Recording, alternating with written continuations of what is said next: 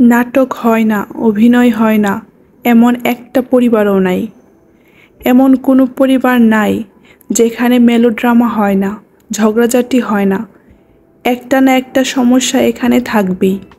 এমনও নারী সম্পর্কে জানি যে সন্তান প্রসবের আগ পর্যন্ত উঠোনবাড়ি ঝেড়ে ঘরদোর মুছতে বাধ্য হয়েছে শ্বশুর শাশুড়ির চাপে।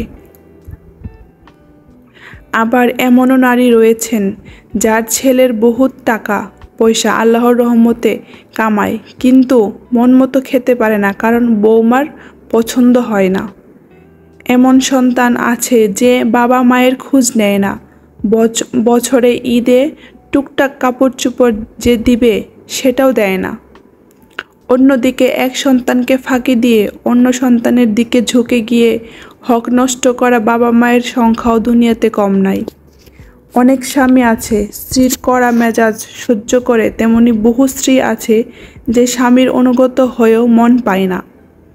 স্বামী ভালো, শাশুড়ি ভালো, ননদ ভালো, গোটা পরিবার ভালো, স্ত্রী ভালো, স্ত্রীর বাপের বাড়ি ভালো, সম্পর্ক ভালো, টাকা পয়সার সমস্যা নাই, রোগ বালাই নাই, মনোমালিন্য নাই, ভাই ভাইতে হিংসা নাই, সব আত্মীয়ের সাথে সুসম্পর্ক আছে, ঝামেলাঝাটি নাই, যা চাইছেন তাই পাচ্ছেন।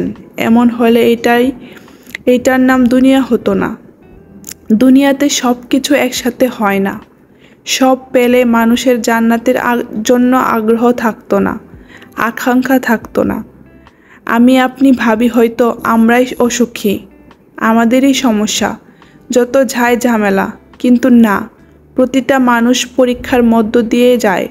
অর্থ, সম্পদ, সম্পর্ক, স্ত্রী, সন্তানাদি সব কিছু দিয়েই রব পরীক্ষা নেন, বিপদ আপদ দেন।